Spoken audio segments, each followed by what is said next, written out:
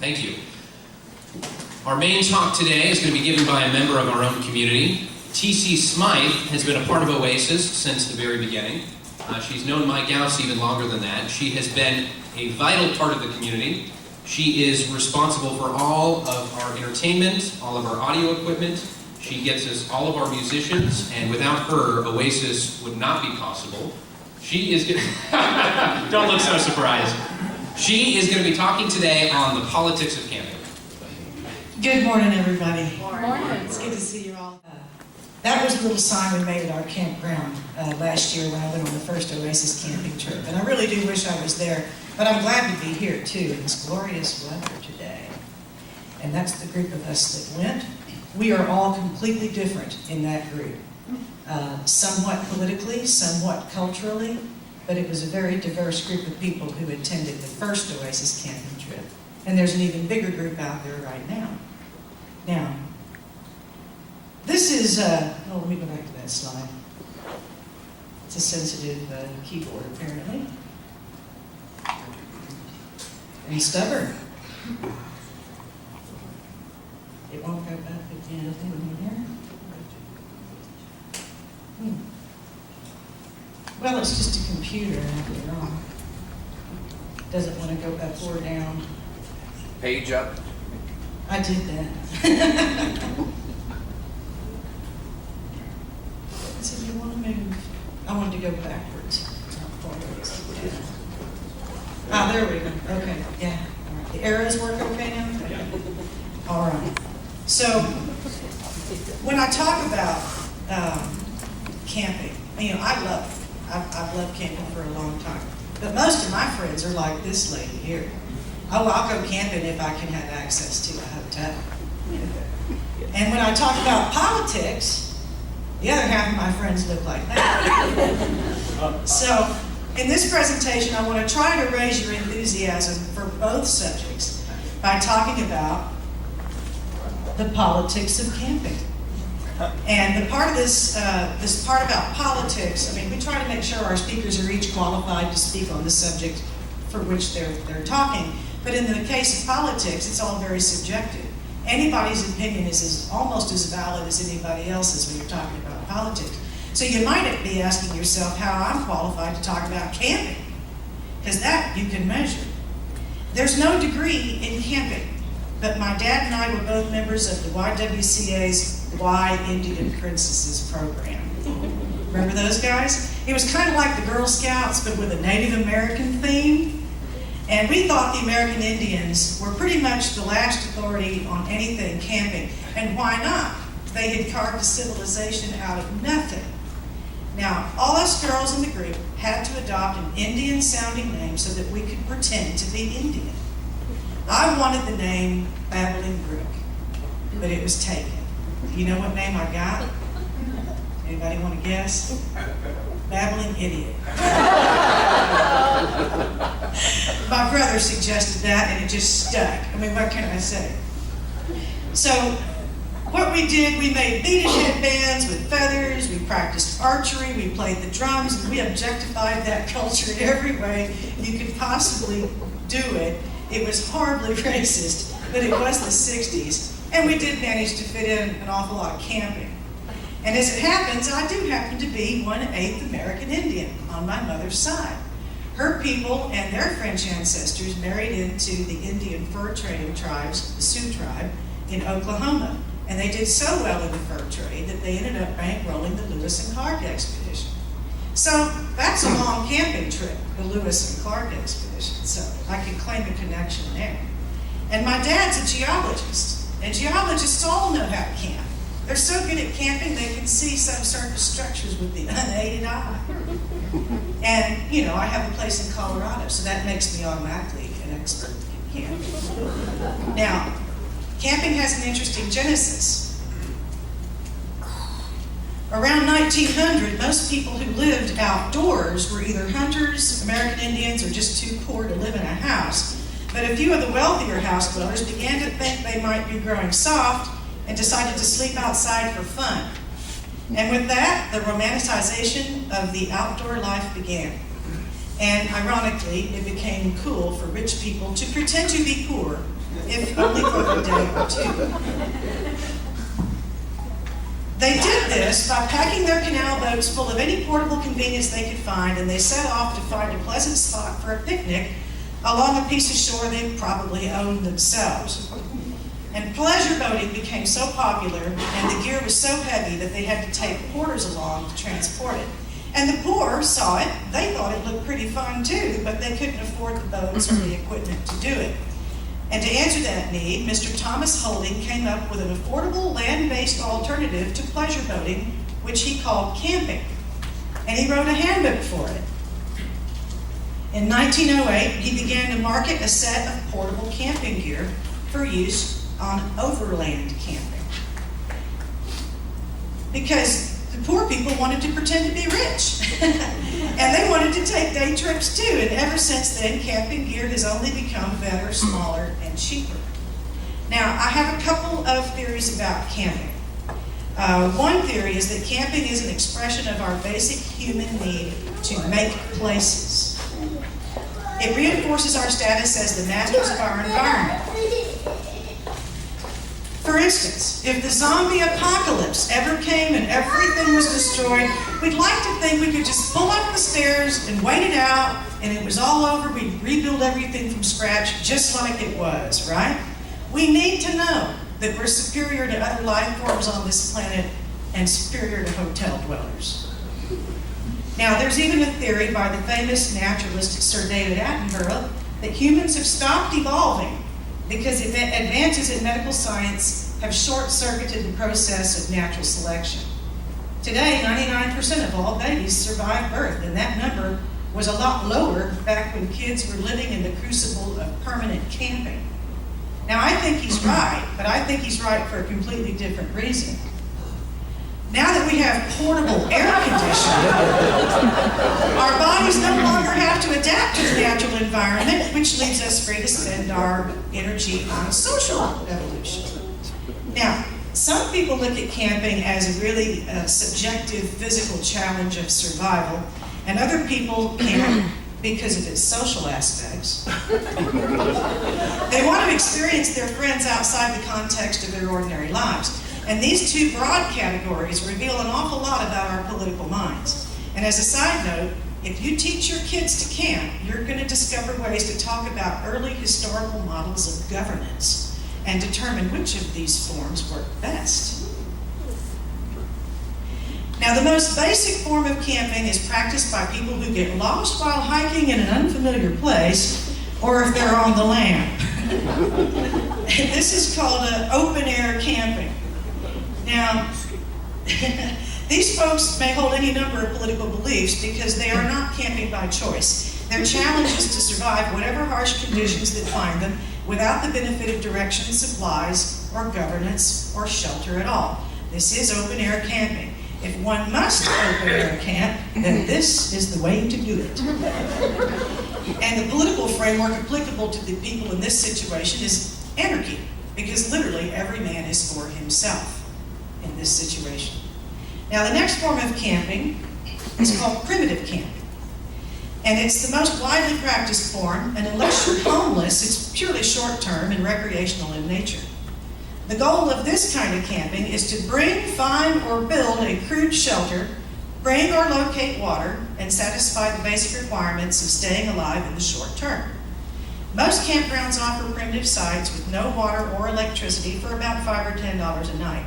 It can serve as a short crash course in survivalism.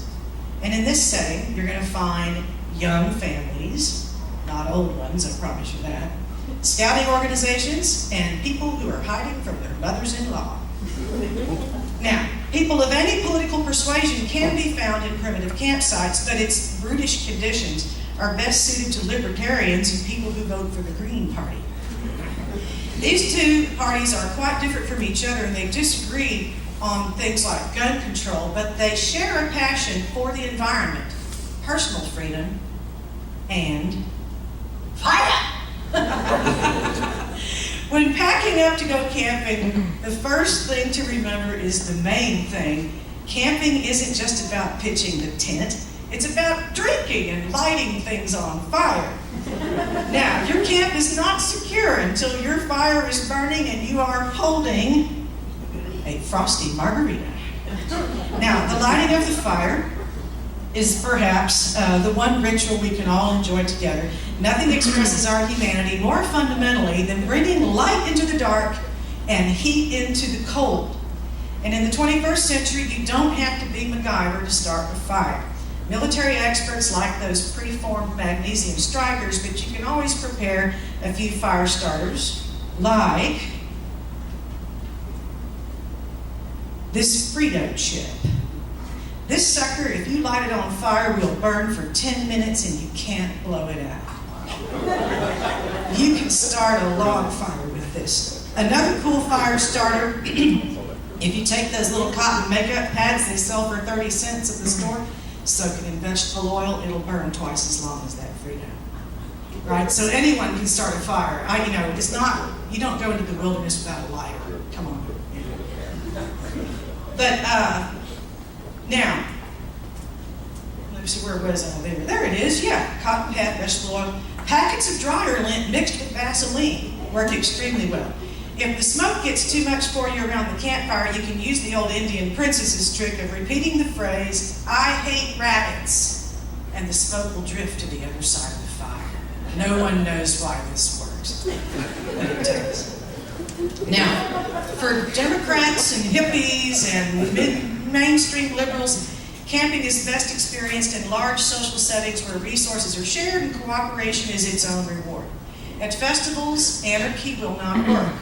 A tribal governance model is employed to manage the safety and the needs of the collective camp.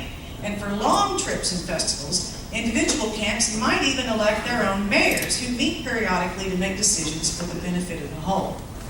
Now, at the Kerrville Folk Festival where I go, I'm a member of a camp, and the name of our camp is Camp Dances with Armadillos. Here's our camp. Pretty swanky, huh? All right.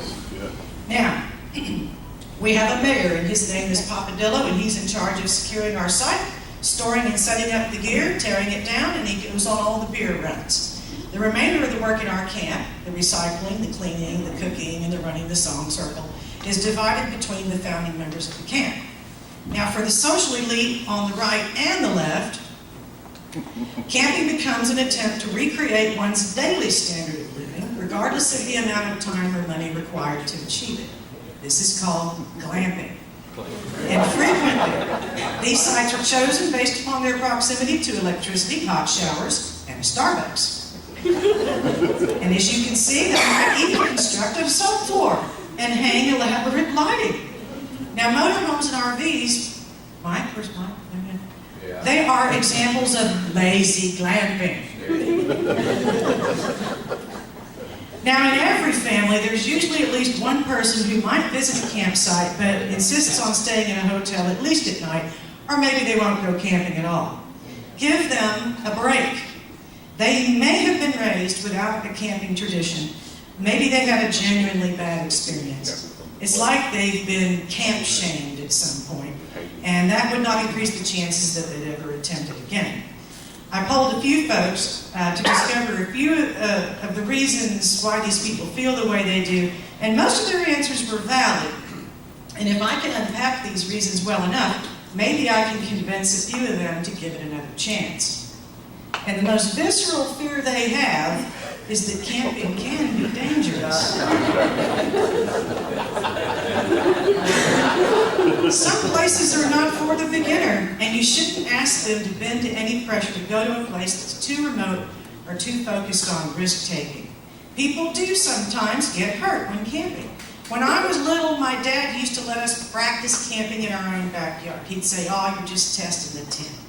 And it did make me feel less anxious when I arrived with the other kids on my first camping trip. I wasn't as afraid, and I didn't cry like some of the other girls in our little Indian princess's tribe did. Now, if you're working with an adult and they have some camping trauma, maybe let them make a blanket fort in the living room and start. Okay? It's not a bad place. You can only go up from there. Now, their rational fear number 2 would be sunstroke. Hyperthermia is the most common camping injury, but you can address it with the thoughtful positioning of your camp. Place an easy up, a silver tarp, or a canopy over the afternoon side of your tent, and it'll knock about 15 degrees off the temperature in the inside of that tent. And if a person is hiking and they get too overheated, you can use an entire bottle of hand sanitizer for emergency cooling until medical help can arrive. And you can also use your beer ice to chill hand towels to wrap around your neck. It's like magical personal air conditioning. It's fantastic.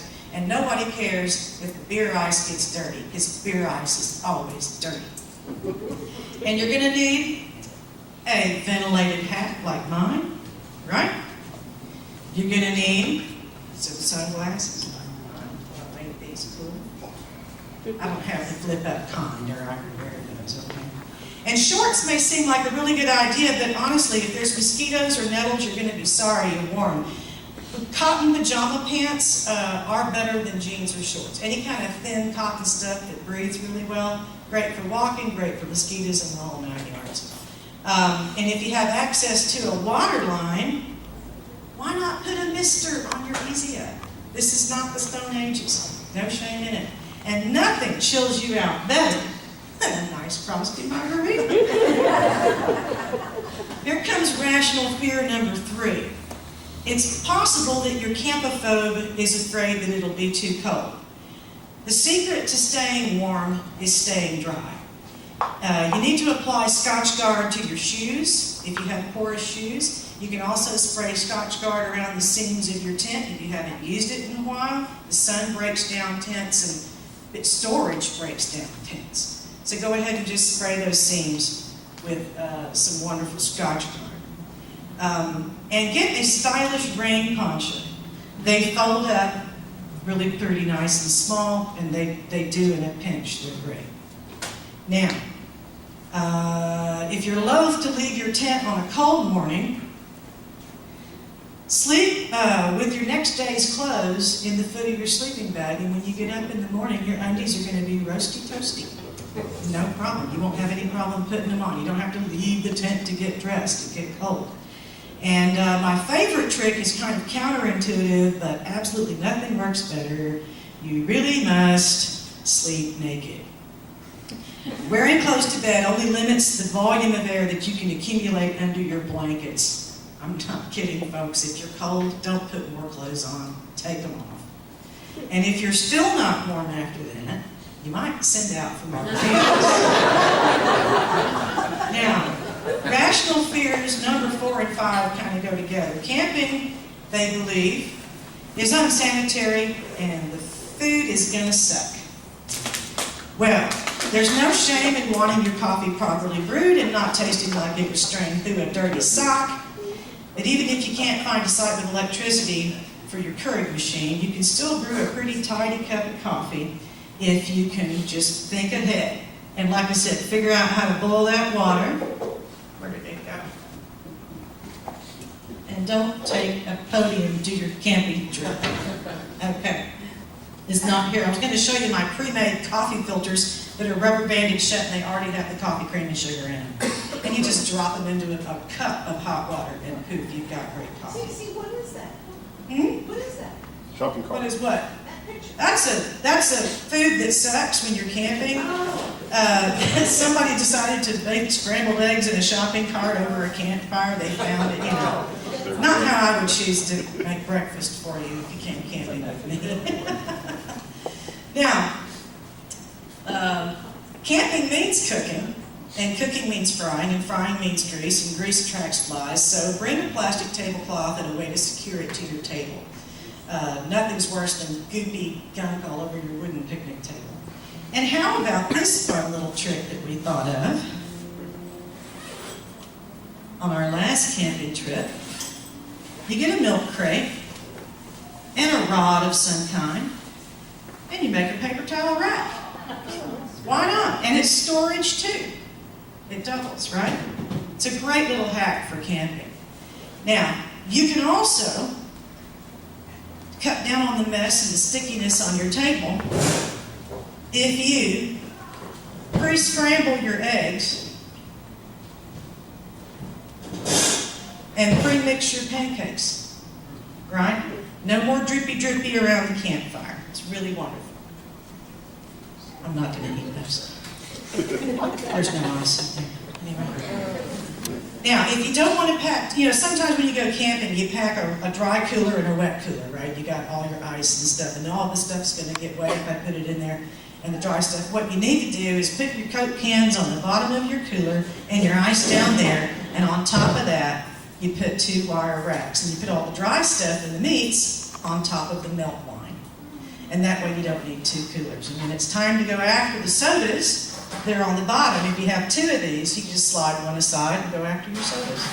Easy peasy, lemon squeezy. And that's my cooler shortcut.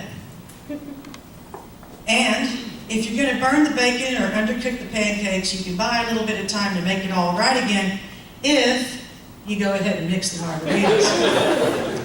Now, did you see that other trick right before? How do you like that little hack? Or break, you put hot dogs on. I can't wait to try that. And I haven't even done it. But there's our margaritas. They go great with hot dogs. So, now if you're camping in Texas, it's going to rain and mud is going to find its way into your tent unless you have a way to interrupt that migration. You need to line a milk crate with a trash bag, and I brought another milk crate just to show you that you have another milk crate. And you just get a trash bag, any size will do. Open it up and you line the thing, and just let it rain into this bag. And if you're smart and you wore water shoes, you can kick those puppies off and just rinse them off in there before you go into your tent. And that way you'll never get mud in your tent. And when the rain's gone and you rinse off your shoes, this is still the trash bag that you're going to use, and this is still a storage box that you're going to use. So it sort of doubles. Everything you take camping with you ought to double for something else. And that's kind of how I keep the packing down. And I don't have the mud problem because, as you can see, I use a cot tent. But most people use a conventional tent. And the cool thing is, if you use modular rubber flooring, like maybe you saw it when you were up here getting coffee, you just buy these little foam tiles that they're interlocking. You put them inside your tent, but under your sleeping bag, but inside your tent. It'll protect your tent liner from debris that you would track in that would pierce it, and it wouldn't be waterproof anymore, right? Before you even put your tent down, you're going to put a tarp on the ground. So you're protecting your tent liner from below and above.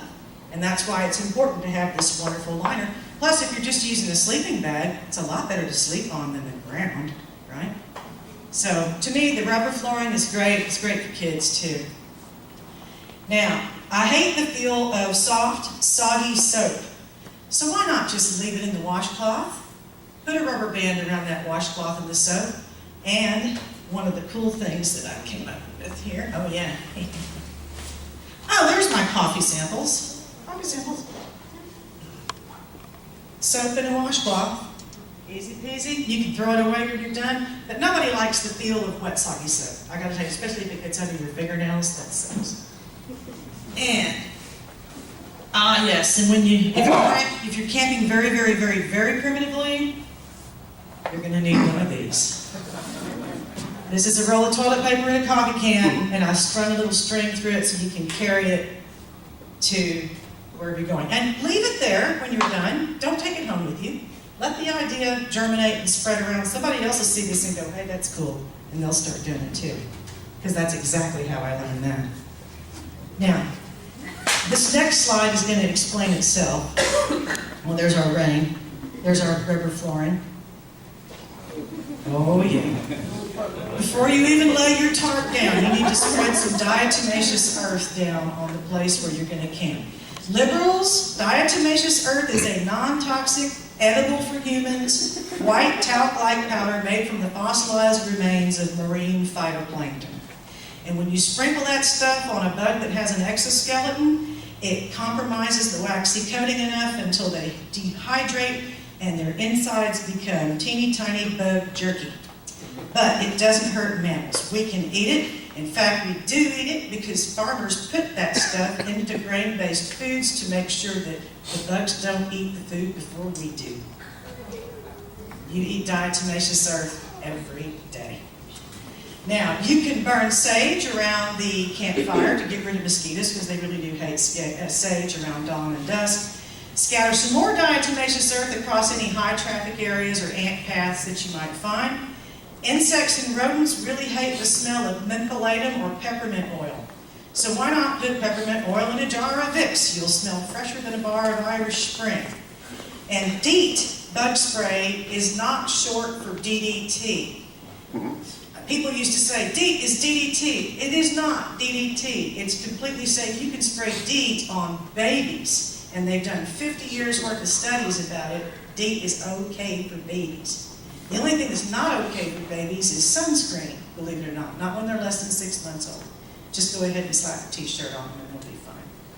And you conservatives, you can spray deep woods off around your tent windows and doors, and just if your doors and stuff closed, even if you're stepping out for a minute. If allergies aren't a problem for you, the deep woods off is great, but don't ever spill your margaritas because they're full of sugar and the bugs will just come running. Now some folks can't bear the thought of camping with or around children, but if you must, get an early start, stay close to home, stick to your baby's regular sleep schedule if you can.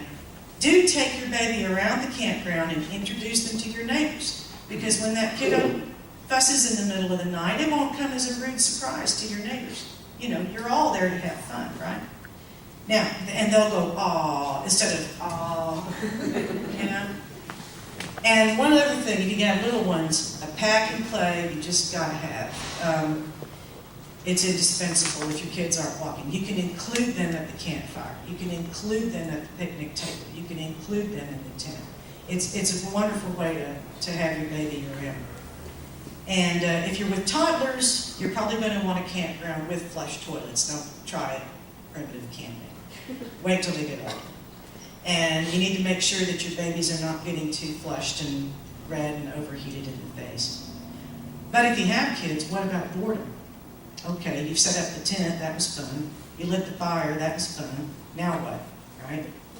Well, you can do an iPhone scavenger hunt. Get in your phone, say, go around, find all these things, and come back to me when you got all the pictures captured, and I'll give you a point for each one that you get. Isn't that cool? Have a glow-in-the-dark Easter egg hunt. How cool. I want to go on a glow-in-the-dark Easter egg hunt. Those little glow-in-the-dark bracelets, you just put them in the Easter eggs and hide them during the day, and the kids go and they find them at night. It's like magic. It's wonderful. And those other items here, these are memory stones. And if you have any smooth stones and a Sharpie marker, you write something down nice about somebody in your campsite, and you can use it in the fire ring or you can bury it. But leave them there. And when you come back the next year, you can revisit those thoughts and add some new ones. And pretty soon you have a cairn to go with. It's really cool. And remember Mad Libs? You older folks ever play Mad Libs? Okay, I'll let y'all explain that to each other. It's a scream. They also have a version of Cards Against Humanity for kids. Now, Who Am I is a great game. When you put the card on your forehead with the name on it, that's a great camping game. And nothing goes better with your s'mores than a frosty Just don't forget the two most forgotten things people forget to take with them when they go camping, and that is your prescription medications and your trash bags. I think that's about 20 minutes worth. Let's call it a day. Thanks a lot, guys. Next time, we're going to camping.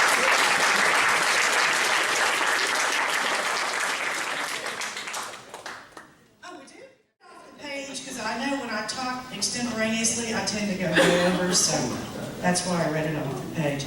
There's other hacks, too. I didn't even get to half of them. Oh, Eric has a question.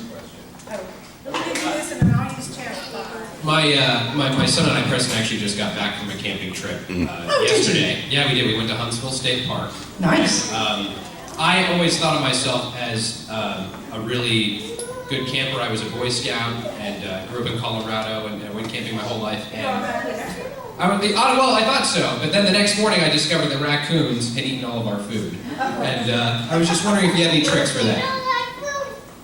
Hang your food. You hang your food from a tree. If there's a tree near you, you just put your food in one of those drawstring bags and you can hang it right over the branch of your tree. Most animals aren't gonna, raccoons could climb a tree, but when the branches get thin, they don't want to go for that. that I'm gonna work that hard. And a lot of campsites have an iron pole with some, like a tree almost, and and it's meant to hang trash. So it would work the same way for food, you know. That or just have it really well sealed, you know. Yeah. They don't like instant coffee too, so I was wondering how that went for them. Why don't you get a microphone over there? Yeah, let's get a couple more questions. Anybody else? Probably not. They probably go, oh, I know all this.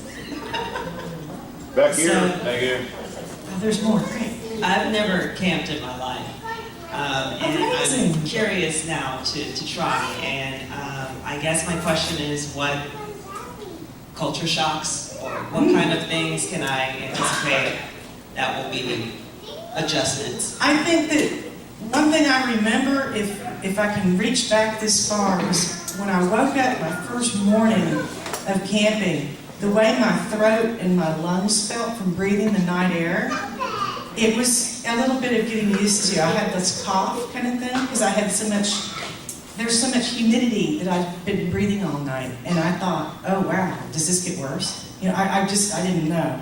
Now I look forward to it.